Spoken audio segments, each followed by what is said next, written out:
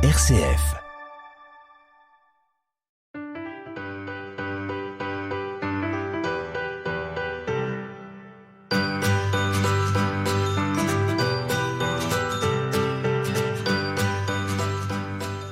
Bonjour à vous tous et à vous toutes, très heureux de vous retrouver pour ce nouveau numéro d'À plus d'un titre. Notre invité aujourd'hui, Jean Ducreux, pour son roman qui s'appelle Le Figuier des Engoulevents, qui est paru dans une nouvelle maison d'édition. Vous allez nous en parler, Jean. Et c'est Marc Hiver qui est à la réalisation technique. On remercie toute l'équipe qui permet la bonne réalisation de ces 40 minutes qu'on va avoir le plaisir de partager avec vous en compagnie des personnages de ce roman de Jean Ducreux.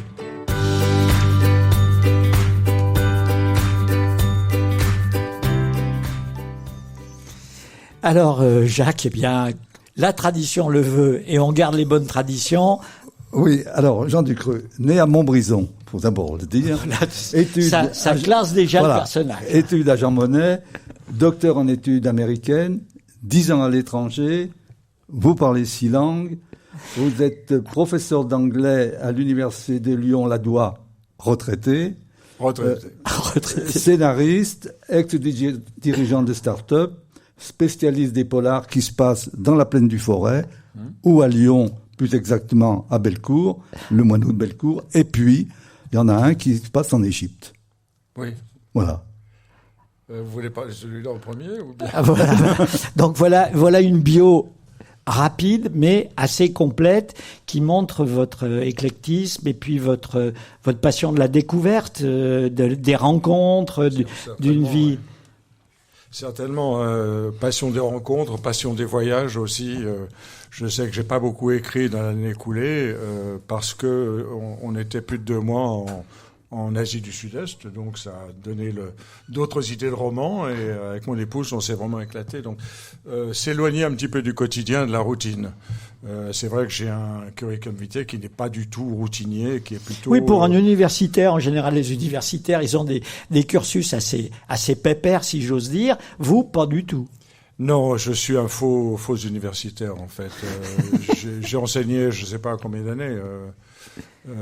13, 14 ans, 15 ans. À l'étranger, j'ai toujours enseigné dans des facs, que ce soit en Égypte, au Canada. J'ai fait des études à l'étranger aussi, puisque j'avais commencé un doctorat à l'université de UCLA, si ça vous dit quelque chose, Los Angeles, donc. Éclectique, mais en fait... parce que j'ai pas vraiment le choix, quoi. C'est dans ma nature. Je tiens pas en place, je bouge trop, et gamin, je crois que j'avais un déficit d'attention, mais on diagnostiquait rien à l'époque. Oui, aujourd'hui, vous seriez classé dans la catégorie des HPI, oui, parce que... Un peu quand même. Non, complètement dedans, parce que, en fait, dans les années 80, des amis m'ont dirigé vers un club d'échanges intellectuels qui s'appelle Mensa. Est-ce que quelqu'un connaît Mensa parmi vous? Pardon? Aux USA. Ah, il y en a en France aussi. Donc, je suis membre de Mensa France depuis 1982, je crois. Et parce que, je me sentais quand même vraiment différent des autres. Mais à Mensa, il se trouve que, il y avait des gens comme moi.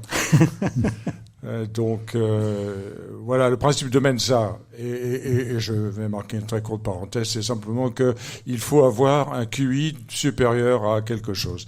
Donc, être dans les 2% de la population les plus intelligents. Je dis ça avec toutes les réserves qui s'imposent, entre guillemets, parce que, évidemment, il y aurait beaucoup de choses à dire là-dessus. Et puis aussi, il faut dire que, qui dit peut-être, admettons, un QI un petit peu supérieur à la moyenne, fait que forcément, il y a un déséquilibre sur tout ce qui peut être le QE, c'est-à-dire le quotient émotionnel. Donc, je me suis découvert des capacités d'empathie à cet art, finalement, et y compris dans le roman. C'est-à-dire que j'arrive à exprimer des choses dans les romans que je n'arrive pas forcément à exprimer dans la vie courante. Voilà. C'est impressionnant. Et puis alors, il faut dire aussi une passion pour le basket. Joueur de basket, voilà. passion pour le basket. Ça, c'est un peu le... C'est une passion que je partage avec un dénommé Jean-Claude Tuberger. Jean, hein. Non, mais moi... Alors on se voit en dehors en de dehors. l'IRA Saint-Étienne, on se voit au match de basket, à la Leaders Cup. Voilà, à l'aréna magnifique de Saint-Chamond. Mais moi, pas joueur alors que vous avez été joueur. Ah, moi, j'ai été joueur au CA Saint-Étienne, donc j'étais espoir du basket local avant mon départ pour le Canada. Voilà. Et puis, vous avez lié amitié avec cette belle équipe que vous retrouvez toujours. Ah, c'est la vie est assez étonnante comme de ce côté-là. C'est vrai que mes meilleurs amis restent des gens du basket, des profs. Très peu, en fait. Sinon, qui aiment le basket. Et à vrai dire, ce que j'ai découvert dans ma carrière de prof d'anglais en France, eh bien, c'est que je n'avais pas d'affinité, je n'avais pas d'atome crochu avec des profs d'anglais. Donc, j'étais toujours avec les profs de gym. Bref. Voilà. Un zèbre assez atypique. Voilà, le zèbre, entre guillemets, voilà, avec tout le côté sympa qu'il y a derrière cette dénomination. Et puis l'écriture, alors, le roman. Parce que le vous avez roman écrit, le roman est venu très tard, en fait, parce que c'est en 2016 seulement.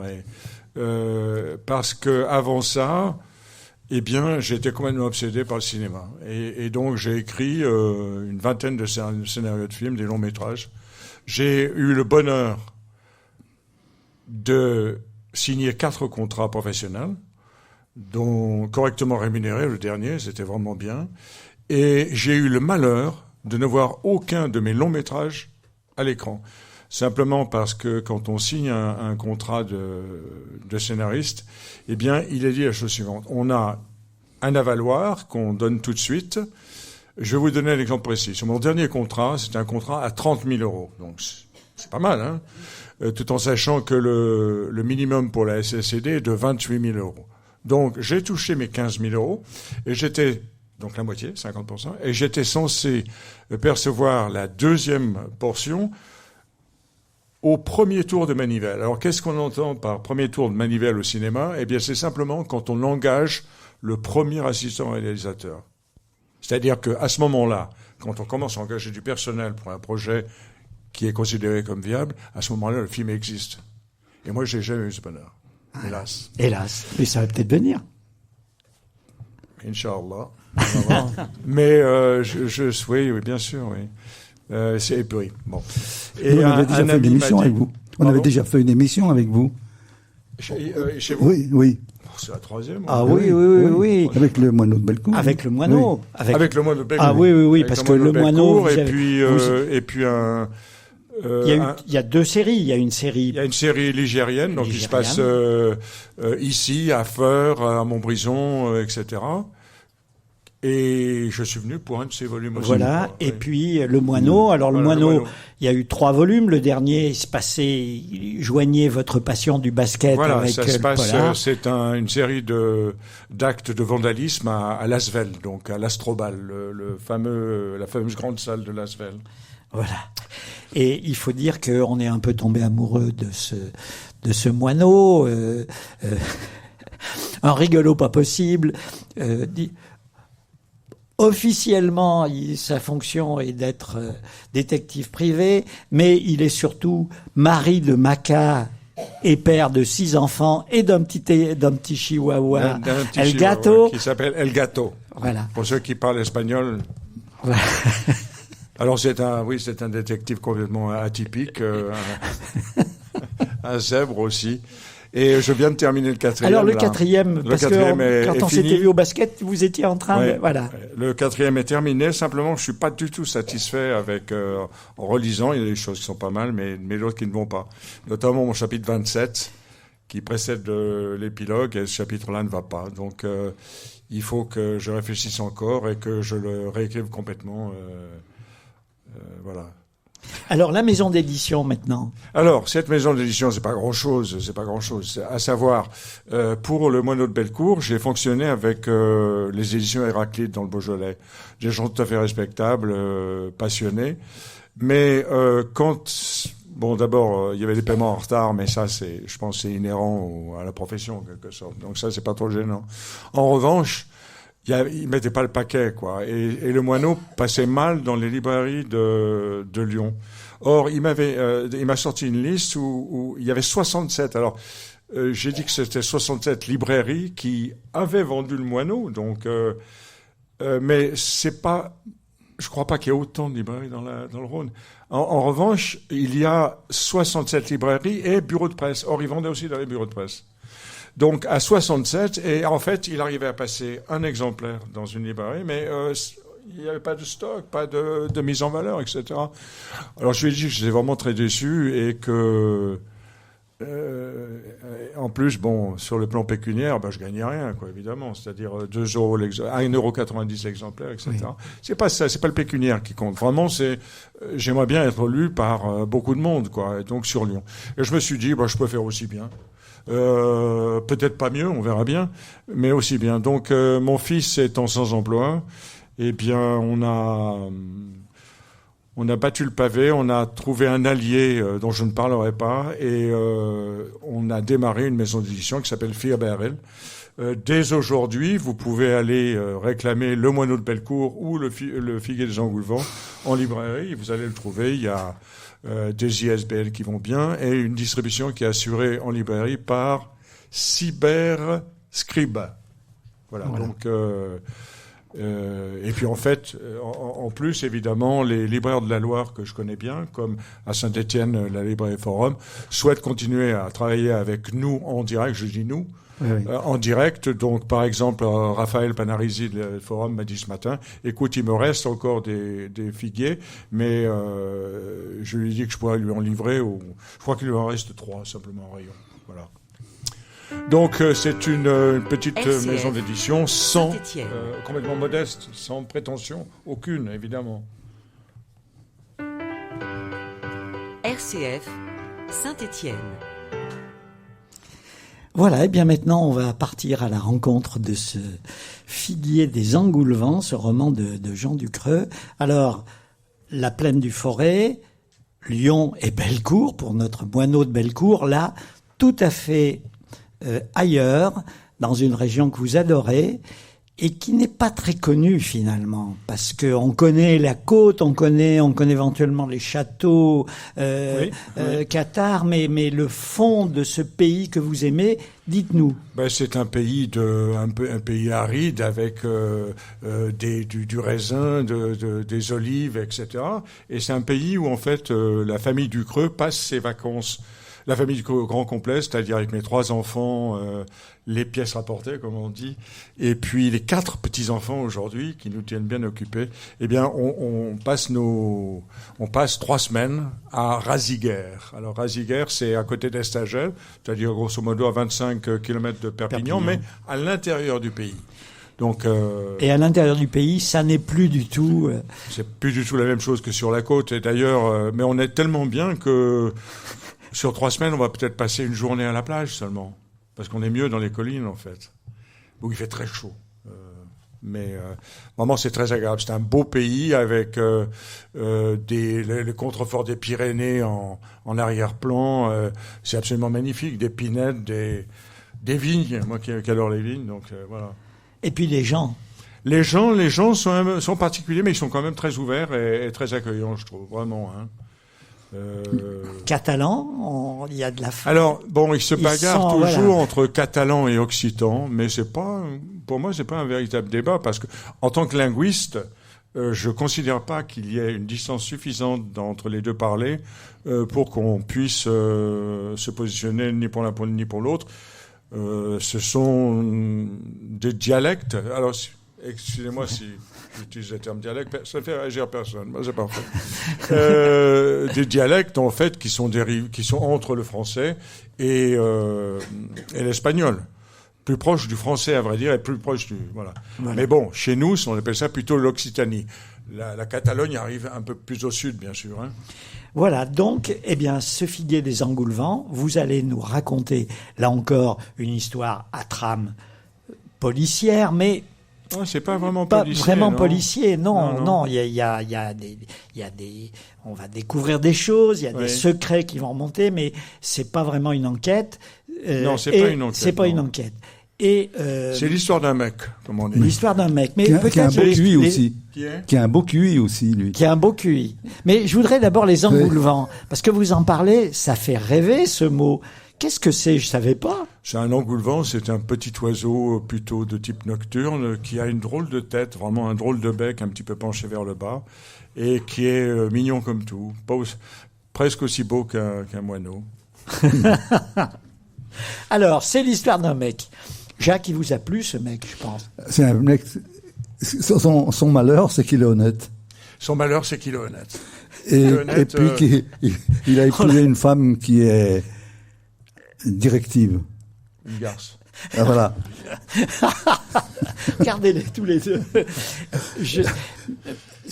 Il a épousé Une brune qui est devenue blonde, d'ailleurs, mais ça n'a pas d'importance. Voilà, c'est une blonde patinée, très snob, et qui n'a épousé ce type-là, en fait. Mais- Bon, il y avait de l'amour, probablement, au début. Oui, mais surtout, ils étaient à l'ENA tous les deux, et elle, son objectif, c'était d'épouser un mec qui bosserait pour elle. Un petit peu ça, oui. C'est-à-dire qu'il bosserait pour assurer un statut social Oui. et qui n'intéresse pas du tout mon protagoniste. Mon protagoniste s'appelle Constantin Cafaros. Cafaros, en occitan, signifie engoulevent. Voilà. Mais bon, personne ne m'a Costa. fait la remarque. Costa. Costa pour, oui, Pour les- Constantin pour les- Costa. pour Costa ça. pour les intimes. Pour les intimes, on va dire ça comme ça. Donc là, le démarrage est extrêmement drôle parce qu'il faut dire que on retrouve, même si c'est tout à fait différent, la drôlerie des moineaux. La drôlerie des moineaux. Parce que ce type, on s'y attache. C'est un mec honnête. On l'appelle Robespierre dans la préfectorale parce qu'il se laisse corrompre par rien du tout. Au Oui, parce passage, qu'il est sous-préfet, je ne sais pas si on l'a dit. Il est quand voilà, même il sous-préfet. travaille à la Il a rendre sous-préfet. Il a rendre C'est-à-dire sous-préfet. que c'est un haut fonctionnaire, un type qui a fait l'ENA. Et donc, durant les études à Strasbourg, son épouse s'est crue autoriser tous les rêves de gloire, de puissance et de rayonnement social. Et en fait, c'est un type qui a refusé les pots de vin, toute forme de corruption, qui est d'une honnêteté absolument, j'allais dire stupide. Elle le voyait en Macron et elle en Brigitte. Voilà, c'est ça, voilà. oui, voilà. Enfin, on va s'attacher à ce personnage et ça commence très très mal.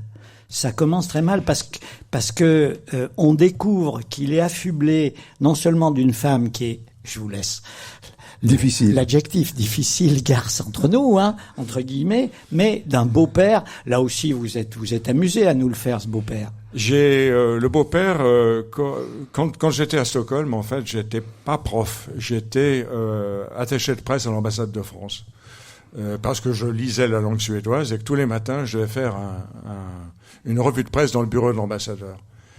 Et ce type-là était insupportable. C'est insupportable, c'est un snob, etc. Et donc j'en ai fait le beau-père de Constantin. Rubinovitch. Rubinovitch. Rufinovitch. Rufinovitch, pardon. Rufinovitch, oui. Attends, j'ai perdu le fil, du coup. Oui, et donc, Vous avez fait le beau-père. un type intordable, quoi. Oh là là, insupportable, et puis pourri jusqu'au cœur, quoi. C'est-à-dire que c'est un type qui a accepté, lui, toutes les compromissions. C'est-à-dire, en fait, il est tout ce que Constantin n'est pas. C'est son exact opposé, quoi. Et c'est son beau-père. Et c'est son beau-père. Donc, tant que Constantin était promis un bel avenir, ça ne gênait personne qu'il soit un petit peu spécial. Mais maintenant qu'il s'avère qu'il traîne dans une Préfecture, à Nîmes. Dans une préfecture, en fait, on découvre ensuite que il est par la force des choses copain du préfet, donc ils se tutoient tous les deux. Il écrit les discours du préfet, etc. Donc quelqu'un de très compétent, très à son affaire, mais qui reste à un niveau subalterne par rapport aux promesses qu'il offrait au départ. Voilà. Et puis, il y a une superbe villa avec piscine à débordement du côté de... Voilà, du côté du beau-père, il y a une piscine. Il y a le golf. Avec 6000 mètres carrés de terrain, voilà. Le golf qui est pas loin. Et du côté de Constantin, eh bien, on a un pavillon de banlieue qui, ma foi, est tout à fait respectable. Tout à fait respectable. Mais pour le beau-père, c'est un taudis. C'est-à-dire, il dit à sa fille, mais regarde, comment tu peux vivre dans un truc comme ça? Or, tout le monde vit comme ça. En ferait son affaire, ça, on serait très heureux, quoi. Et notre Costa, il a un petit péché mignon qui est un bonsaï. Alors, il a un bonsaï qui est un petit bonsaï qui a 20 ans, mais qui est toujours minuscule, bien, et qu'il taille chaque matin et qui vient de sa terre natale. C'est son doudou. C'est son doudou. C'est son doudou, en quelque sorte. Et sa terre natale, eh bien, là, nous sommes à Nîmes, donc, hein, mais sa terre natale se trouve à Caraguerre, donc un lieu imaginaire, on va dire, et ça lui rappelle son enfance, c'est un tas de choses. Or, cette enfance, eh bien, elle ressurgit en quelque sorte parce que on lui annonce le décès de son père. Son père est décédé, et donc il est convoqué chez le notaire. Et il le voyait plus depuis longtemps. Pardon ? Son père, il le voyait plus depuis longtemps. Il se voyait plus depuis 20 ans, c'est-à-dire que Constantin n'a jamais pardonné à son père le suicide, ce qu'on découvre petit à petit aussi, de sa mère. On va découvrir peu à peu. On va découvrir les choses petit à petit. Parce que ce début, on découvre ce beau-père insupportable, cette nana qui est à tête à claque, c'est pas possible. Mais ça commence bien, puisqu'il va hériter. Voilà, donc et enfin, la blonde platine reste parce que tout d'un coup, l'héritage du père paraît propice à lui restituer ce qui lui est dû, en quelque sorte. Or, il arrive chez la notaire et dans un premier temps, il y va 2 fois. La première fois, on lui dit « Oh, je suis désolé, mais l'autre personne, je vous ai envoyé un SMS, vous ne l'avez pas lu. L'autre personne impliquée dans l'héritage n'est pas là. Donc le voilà qui il est venu pour rien. Il a fait 3 heures de voiture pour rien, aller-retour, quoi. Et donc surtout qu'il pensait pas qu'il y ait quelqu'un d'autre d'impliqué dans l'héritage. Voilà, le problème, c'est il dit mais attendez, Madame la notaire, je suis on peut très bien faire l'ouverture du testament en 2 fois. Moi aujourd'hui et elle un autre jour. Et la notaire lui dit non, ce n'est pas possible. Elle est la légataire universelle. Donc c'est elle qui dirige la manière dont l'héritage est ventilé, etc. Et là, il y a un véritable problème. Parce que dorénavant, quand il rentre chez lui, il ne peut plus dire « j'hérite de mon père ». Il ne sait pas de quoi il va. Et on l'attendait. On l'attendait, c'est-à-dire que la blonde platine et les beaux-parents ont déjà sabré le champagne. Et, vraiment sabré le champagne. Et s'apprêtent à fêter l'événement. Et voilà que... Et là, Constantin, qui n'a jamais rien dit de sa vie, parce qu'il est quand même assez passif. C'est un gentil. Et il a été amoureux. Et il est amoureux. Et il est même toujours un peu amoureux. Il est toujours amoureux. Et puis ça se fait pas. C'est un mec bien, quoi. C'est un mec bien. Ce qui est génial quand je viens ici, c'est que ces deux-là ont toujours lu avec une extrême attention le bouquin. En fait, vous pourriez vous passer de moi, quoi. Non. Et oui. Et donc, cette situation qu'il a supportée pendant 20 ans, eh ben, il y a une goutte d'eau, comme dit l'autre, qui va faire déborder le vase, voilà. Et il pète les plombs. Et il pète les plombs pour la première fois, et on se dit, enfin. Oui, mais je crois que ce qu'il faut dire quand même, c'est que la première fois, quand il va, il découvre en définitive, il redécouvre le pays de son enfance qu'il avait oublié. Très important. C'est-à-dire que il ne peut pas faire affaire, si je puis dire, à l'office notarial, et par conséquent, il retourne au mât des Engoulevents, c'est-à-dire le domaine des Engoulevents où il a passé toute sa jeunesse. Et là, on sent bien que son cœur recommence à battre d'une autre manière, et qui laisse présager quelques beaux espoirs. Voilà. Et c'est peut-être pour ça qu'en redescendant, il va effectivement péter les plombs. Il pète les plombs carrément avec le beau-père. Pour la première fois de sa vie, il lui dit non pas ses 4 vérités, mais il lui dit de partir. de lui lâcher la grappe. Voilà. Voilà. Ouf. Ouf. Ça, c'est le premier acte, et bien sûr, Voilà. l'arc du personnage fait que il va petit On va à petit. découvrir peu à peu. Voilà. Donc il va se libérer et puis se libérer de tous ces jougs qu'il s'est imposé à lui-même en quelque sorte par conformisme. Oui. Et on découvrira pourquoi il a fait l'ENA finalement. Oui. RCF. Nous sommes donc avec Jean Ducreux et nous évoquons les aventures de notre héros dans ce figuier des Engoulevents. Quand il est monté pour retrouver le masque de son enfance, il a trouvé aussi 3 personnages. Il a trouvé Zéphirine, qui est une... Zéphirine. Trop beau ce personnage. C'est vrai? Ah ouais. Bon, oui. Ça me fait plaisir. Zéphirine, c'est Parce une... qu'il faut dire qu'il y a un tas de salauds dans votre bouquin. Enfin, il y en a quelques-uns particulièrement gratinés. Ouais. Mais il y en a aussi qui nous font craquer, quoi. Bon, d'accord. Oui, ça me fait très plaisir ce que vous dites. Oui, Zéphirine. Quand il retrouve le pays de son enfance, dans la maison, il reste la personne qu'il retrouve, elle est restée. Elle est restée là. Voilà. Elle est restée sur place. On va pas tout dévoiler, n'est-ce pas, au sujet de... Mais Zéphirine, c'est une Antillaise, mais née à Vesoul, donc qui se donne des airs d'Antillaise. Des petits maniérismes. Il la charrie d'ailleurs. Ouais, et qui a joué un rôle gris, si je puis dire, dans les relations les relations familiales. Voilà. Mais c'est un personnage qui a connu Constantin tout jeune. Elle l'appelle Petit Maître. Et elle l'appelle Petit Maître à chaque fois. Donc il y a un côté un peu moqueur aussi. Oui, un côté très très moqueur de sa part. Mais c'est un joli personnage. Son beau-père l'appelle Petit aussi. Pardon ? Son beau-père l'appelle Petit. Oui, aussi. même s'il est petit lui-même. C'est pas même maître là. C'est petit esclave là, plutôt. Ouais. Et puis donc, Zéphirine en fait a 2 enfants. Alors dans un premier temps, Constantin se demande si un des enfants n'est pas le fils de son père. Ouais. Ce qui expliquerait le testament. Ce qui expliquerait des choses. Donc, mais Zéphirine ne parle pas. Elle refuse de parler. Si tous les personnages de roman parlaient tout de suite, il n'y aurait plus de roman. Exactement. Elle ne parlera qu'à la fin. Elle ne parlera qu'à la fin. Qu'à la fin. Et puis, Ferréol. Alors, il y a Ferréol aussi, qui est un... Trop sympa aussi. Oui, c'est un beau personnage. C'est un personnage jeune, en fait. Il a moins de 30 ans, mais il est simplet. Et donc... Sauf, il est simplet, mais il a 2 passions, les pompiers. Les pompiers, donc les pompiers volontaires. Et le vin. Et le vin. Donc, il est en partie responsable de la bonne tenue des vins du domaine des Engoulevents. Et ça, c'est important parce que avec un tel personnage, Constantin se dit qu'il peut, non pas redémarrer, mais continuer une activité, celle de son père.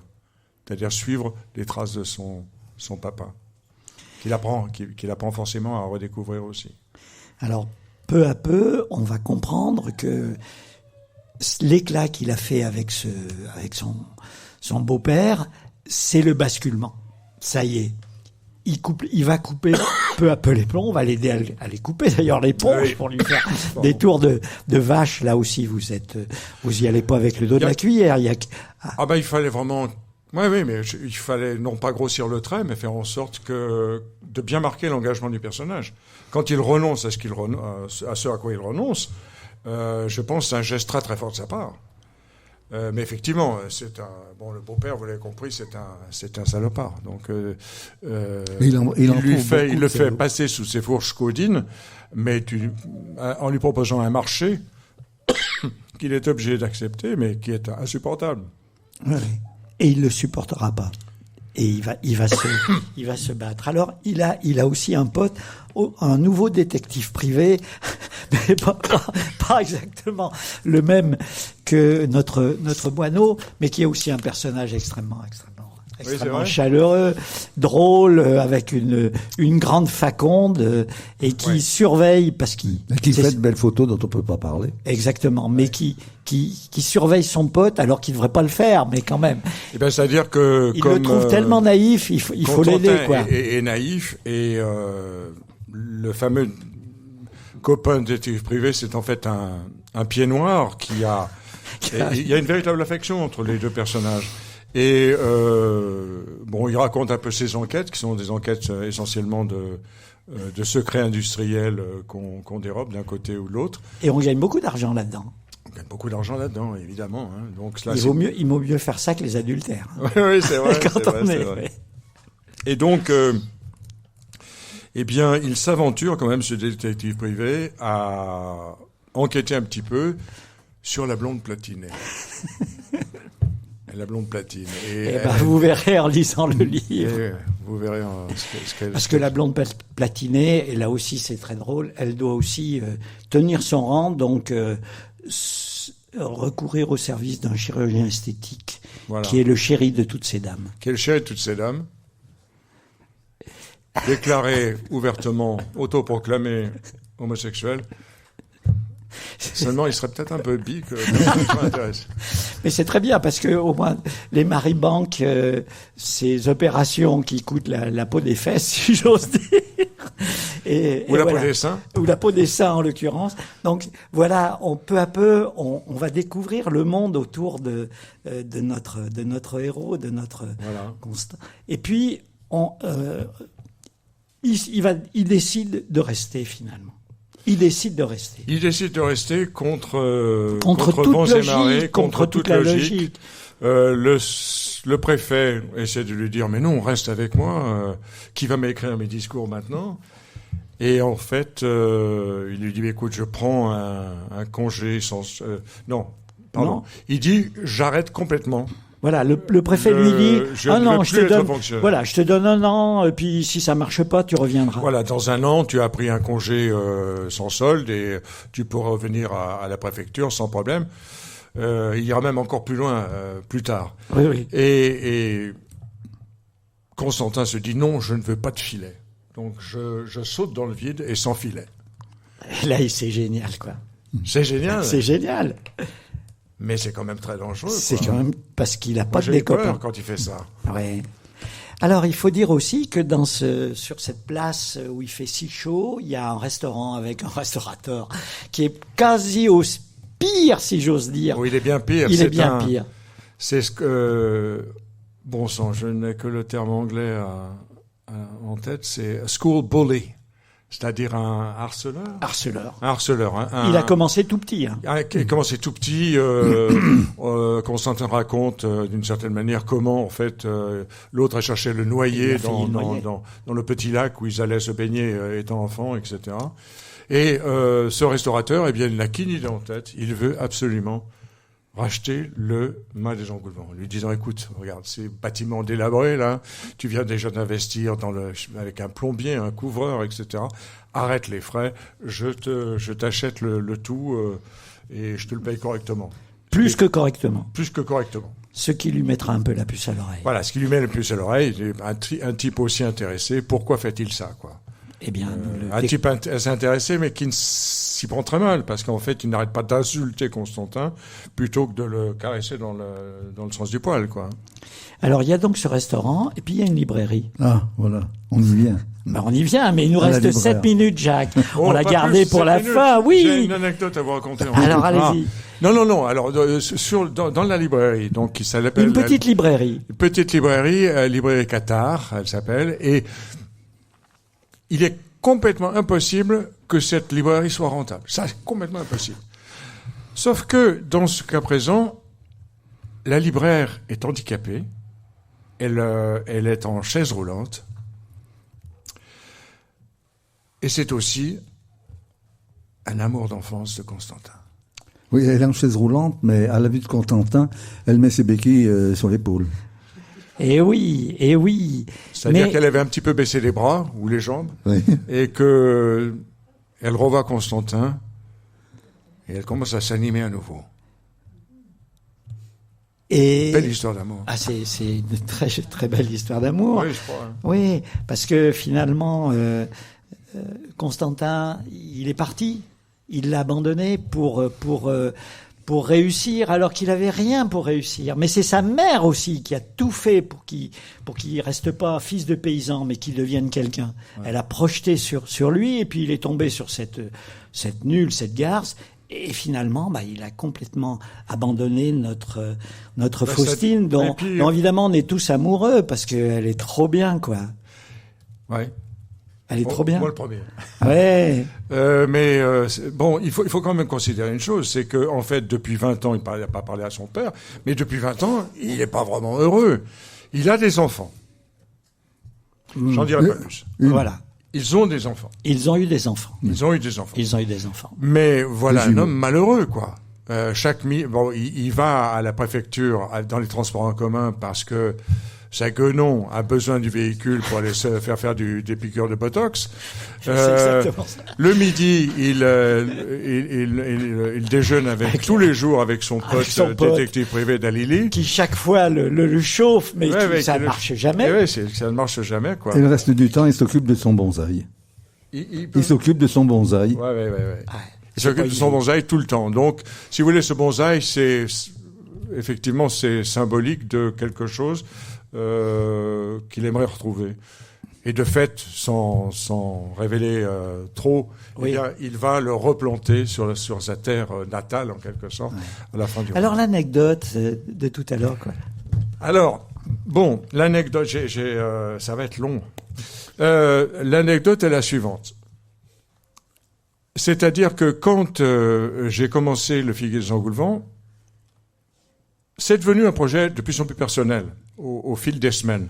Mais cependant, au début, mon intention était d'écrire un roman populaire à la Musso ou Bussy, si ça vous dit quelque chose, ou Lévy. C'est-à-dire que mes intentions n'étaient pas nobles. Et puis je me disais, c'est pas très compliqué d'écrire un Bussy.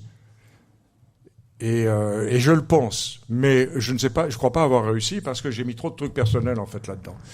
Mais enfin, et je me suis dit, un type de 69 ans aujourd'hui qui écrit n'a pas d'avenir dans les lettres. Alors par conséquent, le Figuier des Engoulevents a d'abord été signé Nick Fuso pour Nicolas Fusolini, un type de 24 ans, étudiant au cinéma à Los Angeles, avec un compte LinkedIn, un compte Facebook, un compte mail Gmail, et Nicolas Fusolini a commencé à envoyer son manuscrit à toutes les maisons d'édition parisiennes, en étant très bien reçu. C'est-à-dire 24 ans, et puis j'avais fait une photo avec l'intelligence artificielle. Donc il y a une photo d'un type qui n'existe pas. Et plutôt beau mec, donc ça allait. 24 ans, Los Angeles, il cochait toutes les cases. Ah ouais. En disant, écoutez, c'est mon premier roman, moi je suis plutôt scénariste, mais je ne peux pas vous envoyer une copie papier parce que, évidemment, je suis trop loin, mais j'ai pas de sous, j'ai un deuxième job la nuit et tout ça, quoi. J'avais inventé une légende, comme on dit chez les espions. Et j'ai été bien reçu partout. On m'a dit, mais pas de problème, on va lire votre manuscrit, etc. À telle enseigne que j'ai retenu l'attention de 2 maisons d'édition. Fayard, oui. Fayard à un niveau assez haut. Mais j'ai commis des erreurs chez Fayard. Des erreurs qui sont un petit peu liées à mon passé de HPI, parce qu'aujourd'hui je me sens encore moins. Enfin bref. Là j'ai fait des erreurs, j'ai fait des bourdes, des faux pas. Mais je sais pas toujours comment interagir socialement. Je suis pas très doué pour ça. Et donc là ça a foiré. En revanche, chez Calman Lévy, collection Terroir. Pas Terroir. Non, Comment ? Territoire, un dénommé Vincent Brochard, que j'avais déjà eu par ailleurs, et qui me dit wow, c'est génial, est-ce qu'on pourrait parler au téléphone ? Alors, je me suis dit, mince, c'est pas possible, je peux pas lui parler. Alors, j'ai profité du décalage horaire, etc. C'est-à-dire que je l'ai mené en bateau. Et je lui dis, écoutez, j'ai parlé avec Monsieur Ducreux, qui me dit que vous n'êtes pas très fiable. Qu'est-ce que vous me proposez exactement? Parce que j'avais eu le même truc que lui. C'est-à-dire que il voulait prendre le moineau de Bellecour, et finalement, il m'a fait un coup de Jarnac. Eh bien, il m'a dit, très bien, je vous édite ce bouquin de Félix d'Angoulême, et je vous donne un avaloir de 3 000 €. Un avaloir, on n'en donne plus aujourd'hui, quoi. Ou alors, bon. Enfin, bref. Et tout d'un coup, on s'est mis à discuter contrat, donc. Et là, j'ai contacté certaines personnes en leur disant, mais qu'est-ce que je fais, moi? Est-ce que j'ai le droit de signer un contrat sous le nom de Nicolas Fusolini, Nick Fuso? Alors, et là, donc, j'ai contacté les avocats de la Société des gens de lettres et je leur ai expliqué le problème. Mais il s'avère, je ne pouvais pas le savoir, que la personne à qui je parlais connaissait très bien l'individu. Et donc, le truc a foiré après. Mais voilà, donc vous voyez que ce roman n'a pas été écrit avec des intentions très nobles, mais bien pour montrer en quelque sorte qu'il vaut mieux être jeune, beau garçon, et puis avec un texte à peu près correct, hein, oui. Plutôt que d'être un vieux con, quoi. Voilà, bah écoutez, merci au vieux con pour le figuier des Engoulevents. Les 40 minutes ont passé, si j'ose dire, comme une lettre à la poste. Il y a plein de choses qu'on n'a pas dit, il y a plein de choses que vous découvrirez en le lisant. C'est un grand bonheur et rendez-vous alors pour bientôt. C'est un grand bonheur pour moi de venir aussi régulièrement. Je viens pratiquement chaque année maintenant. Eh ben écoutez, pourquoi pas. On prend rendez-vous pour le 4e moineau. Alors le 4e moineau, il va sortir début juin. Très bien. Et merci à Marc Hiver pour la réalisation technique. Merci à notre photographe Louis. Merci à notre assistante Monique. Merci au webmestre qui vous permet très rapidement d'avoir sur le site de RCF et sur le site de l'IRA Saint-Étienne le podcast que vous pouvez faire circuler bien sûr autour de vous. Merci, à bientôt. Merci beaucoup. Merci.